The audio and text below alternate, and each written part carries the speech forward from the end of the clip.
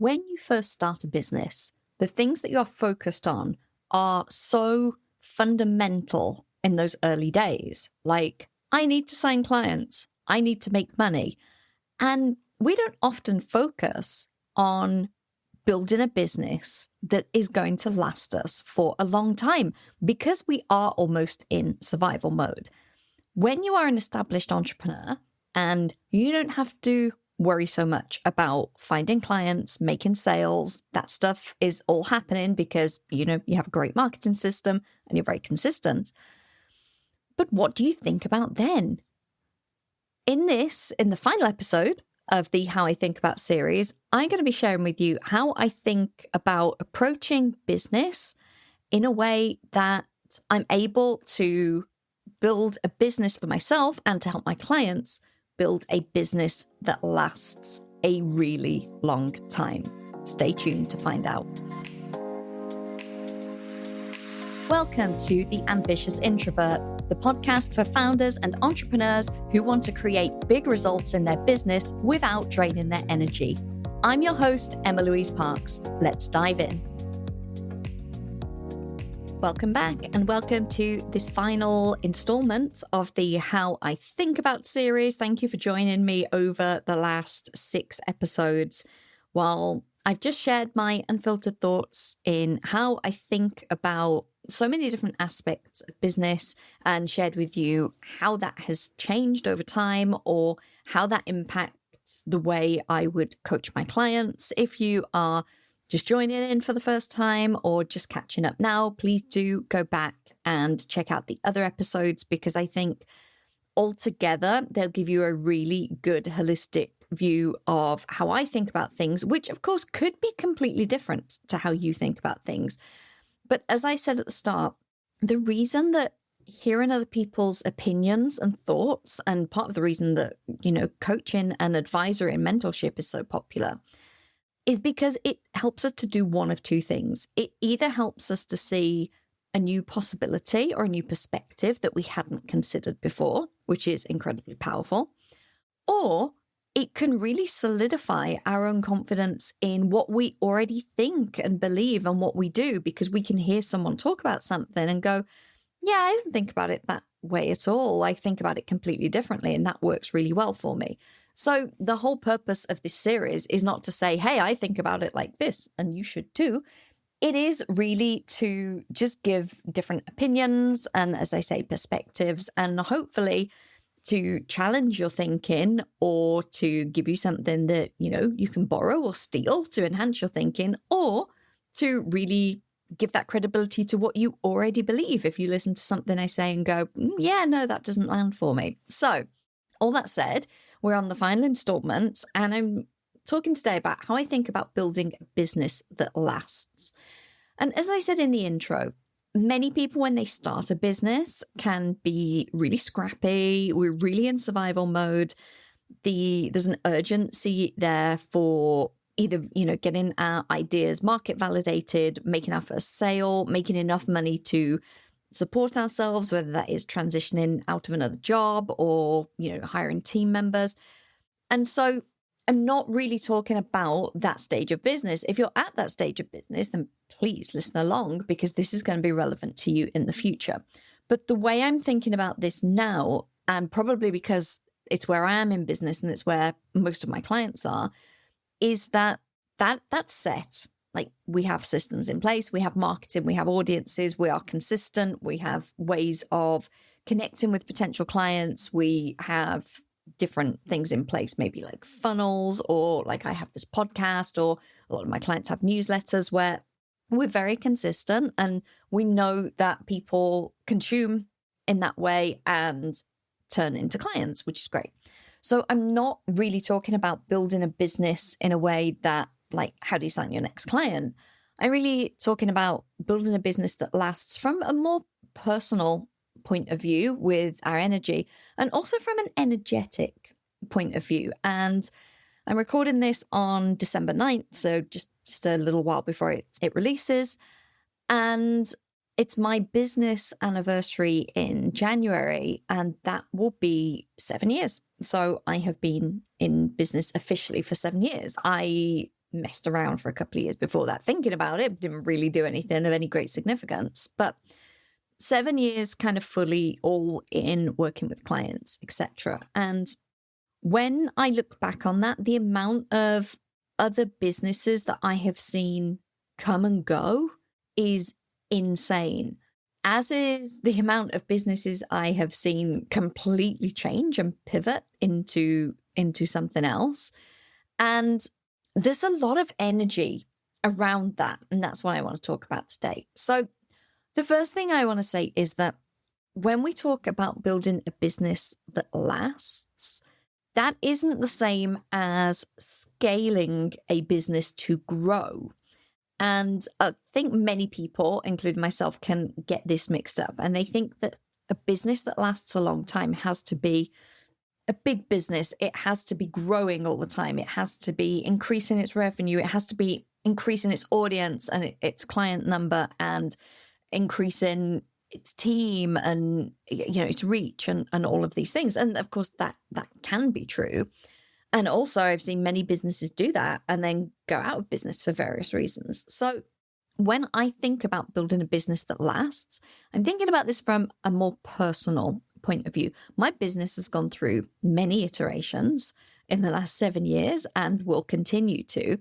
But I'm thinking about me as an entrepreneur, as the owner of the business, and my ability to be in this and to make this last and to make it sustainable.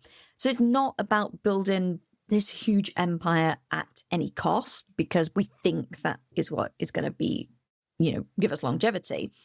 It is really about, what does lasting mean to you? And one of the things I can share in, you know, the last few years in my business is where I was recovering from long COVID. I approached business very, very differently for probably the last 2 years, in that I reduced how much marketing I was doing. I reduced the frequency of the podcast and my newsletter. And I didn't actively sell as much because my energy wasn't there for that. But my business has still been here and it has still been profitable and it has still sustained me and it's still paid my salary and done all of those things. Mainly because I have a really good client base and many of my clients choose to stay for a long time and, you know, re-sign. So, you know, that is something to consider for longevity. You know, it's much easier to have clients that stay for a long time than have to find new clients every few months. So that is something that has worked really well for me. It was about making a decision with how I felt and with that energy of, I'm going to pull back a little bit. I'm not stopping. I'm not, you know, not going to market. I'm not going to do the podcast, all of those things. And of course, you know, if people inquired about working with me, of course, I still got on calls with them and sent them proposals and discussed whether it's a good fit. But I wasn't as active in doing those things. But what I was still very active in is supporting my clients to a really high level, because I know that when I do that, my clients are much more likely to stay. And that has given me a sustainable business. So that's just an example of, you know, when we talk about building, we can often think about growing and more and bigger. And actually, I took a little bit of a step back, I guess. So it wasn't a pause and it wasn't a stop, or it wasn't burning anything down, but it was what worked for me in that season. And I've been doing that for a couple of years now. That is about to change, which is another story that you'll hear about on the next episode of the podcast if you tune in. But it's been really important to me. And the groundwork that I did in the first 5 years, where I was much more aggressive in my marketing. I was releasing this podcast every week. I was doing newsletters every week. I was really aggressive in, and I say aggressive, it's, you know, as in a positive way. I was really aggressive in like building my network and making connections and doing all of these things and growing my audience has served me really well in a period that I have coasted a little bit more, rather than, you know, being a little more passive, should we say, than active. And all of that is great because that's exactly what I needed. So my business has done what I needed it to do. It has supported me and it has lasted over that period to be able to support my energy, my health, and different things. So that is just an aside. So the first thing that I think about when I think about building a business that lasts will probably surprise you. And the first thing I think about is pricing. Pricing is key for longevity in business for a number of reasons. The most overlooked reason of which is value exchange. Now, this is rather woo, so we are touching on the energetics here. But think about it this way. If you are an entrepreneur and you undercharge for your service, so you charge an amount of money for your service that does not match the value that you give and does not match the time and the energy and the effort that you have to put into delivering that service, and you do that with a number of clients, that business is not sustainable because it will not be bringing in enough money for the amount of time, effort, energy that you are giving into it. And what happens is you will get burnt out, or you will start to resent your clients because you recognize that they're not paying you enough money for what you are delivering. Now, that can be a boundaries piece around over delivery, and it could, I guess, be a piece about clients being demanding, but quite often it just comes back to bad pricing. It just comes back to the fact that the money that you are receiving does not cover energetically the cost of what you are spending to deliver that service. And that starts to feel really bad. And as I say, it can be resentful. It can be that you have to work more hours than you want to be able to deliver the service. It can be that you see other people charging more for the service and feel resentful about that. But quite often, what will happen in that situation is you will just burn out because you are working far more than you should be for receiving that energetic exchange of cash. So as I say, it is a little bit of a woo one when we talk about finding the balance, but everyone knows that if you work too hard for too little money, you will get burnt out. And everyone knows that if you work too hard for too little money, you will probably feel resentful for it. So that's the first example. The second example being, if you are an entrepreneur and you have a service and you overcharge for it, and I've seen this many times with other people in the coaching space, what happens is you overcharge and people sign up and then people are like, wow, that person charges X for their service. Oh, that's so expensive. They must be really good. They must be great. Like, wow, I wish I could charge X. That's amazing. And then people go, oh, I'm working with a coach, so-and-so, like it's X amount a month. And everyone's like, wow, that's so much money. And then you don't deliver to the level that you have charged. So maybe you're charging $10,000 a month. I've seen coaches charging that and more, $10,000 a month. And then people get on the call and they go, yeah, this isn't actually that great. Like I'm paying $10,000 and I was expecting something. I was expecting like, wow, I was expecting to have my socks blown off. And in fact, it's not really any different to the coach that I worked with that was like $1,000 a month. So then what you start to get are resentful clients. And then you get them saying to people, oh, I paid $10,000 a month to work with so-and-so. And it was really bad. It just wasn't worth the money. Even though the service you deliver might be fine. And if you were charging $2,000 a month, they might be perfectly happy with it and think it was great value. But at $10,000, because you have overcharged for what you're delivering, they're like, meh. And then it spreads. And then people tell people, and then people hear it's not good. And so then people don't sign up. And then you're in this situation where you have this really expensive service. People aren't signing up for it because the value exchange is not equal. And it's just the complete like 180 of the previous scenario where you were undercharging. You're now overcharging, but the client isn't getting the value. So the client feels resentful. So we have that kind of energy. That is the main energetic reason that pricing is so important for a long-term business, because when you get the sweet spot of your pricing, where what you deliver and the money that you receive in exchange for that service is equal and everyone feels great about it, you feel well compensated, your clients feel like they're getting great value and a great service. That is how you are able to keep a business going for many, many, many years. Undercharging and overcharging are the fastest way to burn your business out very, very quickly. And the other thing I will add to this, which is a little more prescriptive, should we say, is things like profitability. Okay. So I'm not an accountant, so I'm not going to go too much into that. But regardless of the value exchange, if you are charging for your services, and then by the time you have received that money and paid tax on it and paid any subscriptions or team that you have, and then taken that money out, it's not actually enough for you to live on, then your business is not going to be able to last because it can't support you. And if you are full-time in business, it needs to be able to support you. So again, this is where the pricing is key in two ways of looking at it. The first is the slightly more woo energetic, is the pricing aligned?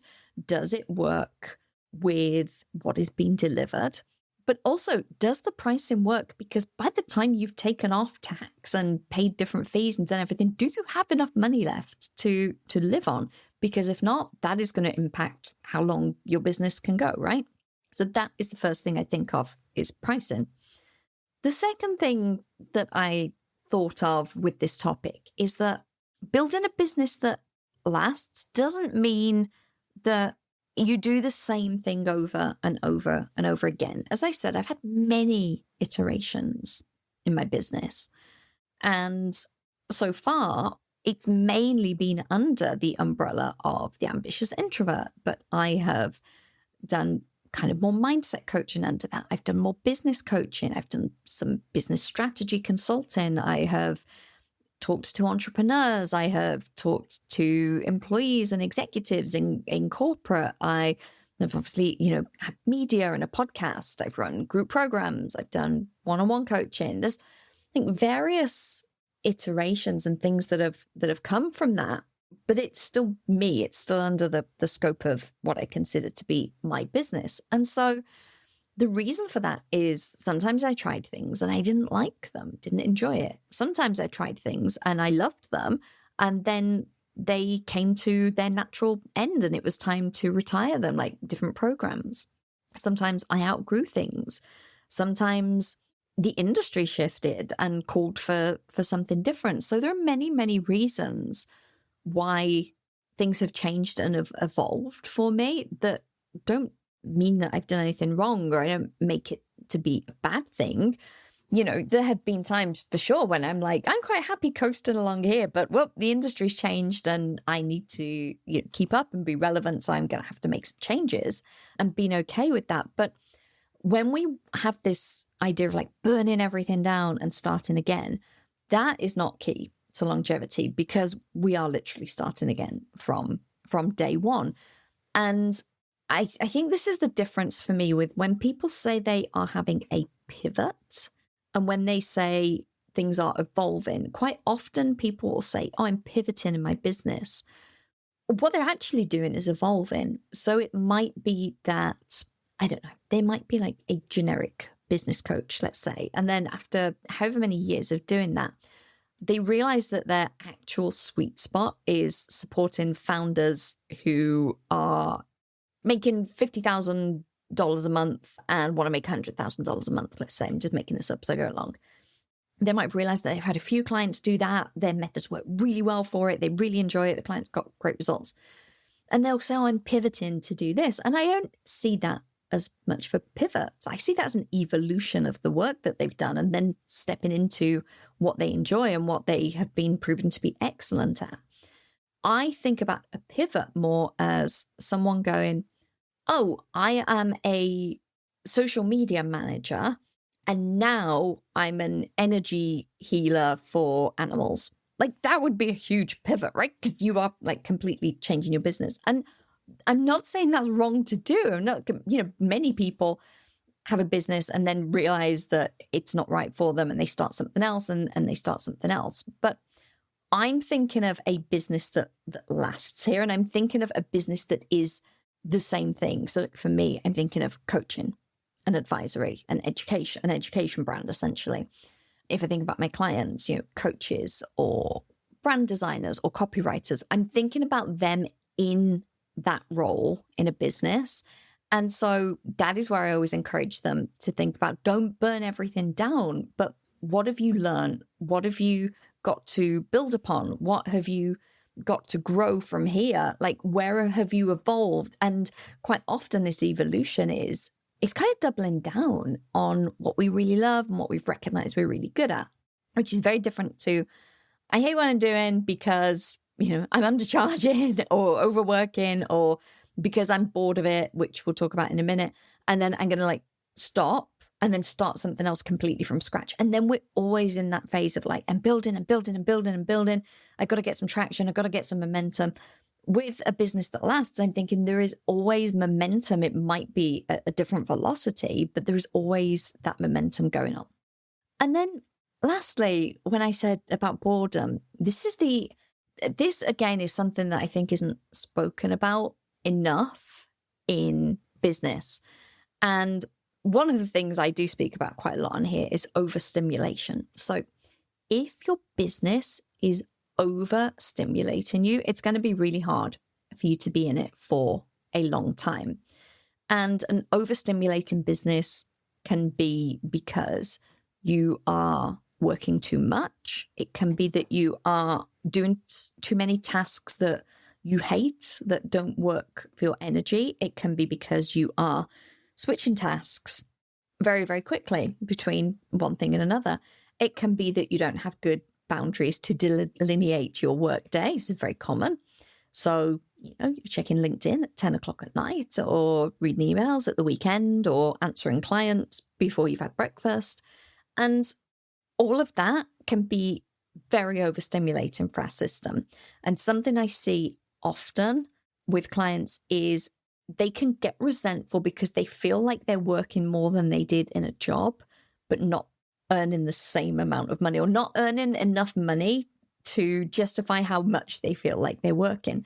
And quite often they're not working, they're just not switched off. And that is overstimulating them. So that is obviously a boundaries piece. That is work to do yourself on, these are my office hours. I'm not checking my phone at these times. I'm going to log out of these apps or delete these apps. And having that, this is the start of my day, this is the end of my day, to ensure that you can relax and, get over that overstimulation.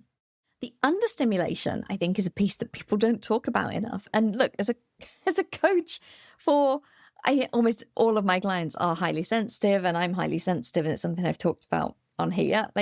Getting understimulated isn't usually our concern. It is usually getting overstimulated. However, understimulation is another key driver to businesses that don't last, because it's very easy to be coasting along doing the things because you've always done them and because that's how it is and that's what you do, and go, oh, I'm actually really, really bored. And that's not to say we want our businesses to provide a ton of excitement for us. There's a balance there somewhere where we want some satisfaction or some fulfillment or some kind of, I don't know what the right word is for this, but we do want to be moved by our business, right? We want to feel something from it, but we don't want to pin all of those feelings on our business and expect it to provide everything for us. So I always say to clients, if you want excitement, go bungee jumping. Don't keep messing around with your business just because it feels exciting. So some processes can be boring, and that's okay. You can keep using the same marketing system if it's working. You can, keep the same frequency of newsletter or whatever if it's working. You can have the same team members for years and years and years and years if it's working. It's not I'm a little bored, I need to change things up with that. Those boring processes are the things that bring the exciting results, like amazing clients and big cash months. But if you're understimulated in the actual work that you are doing, that is the biggest key. And if you're a generator in particular in human design, this is very, very noticeable. And it can quite often show up for coaches, for example, you are working with a certain level of client, and then you are growing and you're evolving and you're learning and you're getting more competent at whatever it is you coach in. And then actually you would be challenged in a really good way by working with people that were a little further along, that, you know, were bringing slightly different concerns or problems to you, that you were helping them achieve bigger outcomes because you're growing. So you want your responsibility as a coach to grow. But you keep working with the same people, and you start to be like, oh, I'm really bored. So everyone keeps saying the same things in sessions, and like, oh, I'm just like, it's not as challenging. And part of that, right, if you're a coach or whatever you are, is because you're getting experience and you're getting better and better at what you do. So it's easier, which means you have more capacity to be stretched and challenged a little more. So like I say, being understimulated, it's not about changing everything in your business every month because it doesn't feel exciting and you want a dopamine hit. I'm not talking about that. But if you are an intelligent high achiever, which I don't doubt you are because you're here listening to this podcast about entrepreneurship, then it can be really easy to get understimulated without realizing it and suddenly just start to feel really meh about your business, and quite unmotivated is how a lot of people would describe it. And you don't know what shifted because you're like, I'm doing the same thing. And I used to love this and it felt great. And now it feels like a little bit of a chore and I just feel a bit like brain dead from it. That's where I'd say, like, look at, like, are you challenging yourself at the project you're working on or the clients you're working with? Are they pushing your growth edges? Because if you're not and you're sat there and nothing is changing, there is a chance that you could be getting understimulated. And it is one of the sneakiest things that creep into business. And of course, that brings a whole host of things. That brings like, I'm bored, I don't want to do my business anymore, or a lack of motivation to work on your business. It's kind of endless. So all that to say, building a business that lasts isn't about building an empire. It isn't about growing and scaling, you know, for whatever cost. It is about finding the right balance. And that is the right balance of pricing for the services you deliver, the right balance of profitability, the right balance of evolving and iterating your business without tearing it down and starting again, tearing it down and starting again. And the right balance of, you know, not being plugged in and switched on all the time and completely dysregulated and overstimulated that you burn yourself out, but not just coasting along understimulated that you actually start to just feel like the soul has been sucked out of your business. It's really important to find those balances. And hopefully this episode might have given you some food for thought with that. So thank you once again for tuning in to this entire How I Think About series. And be sure to tune in to the next episode because I am going to be sharing some rather big and very exciting and probably quite surprising news that if you are a listener of the show, you are not going to want to miss. So thank you once again, and I will see you on the next episode to share all the news. For now, take care. Thank you for tuning in to The Ambitious Introvert. Be sure to follow or subscribe in your favorite podcast player so you never miss an episode. And if you enjoyed today's conversation, please consider leaving a quick review or sharing it with another introvert who'd love it too. See you next time when I'll have even more insights to keep your business growing and your energy flowing.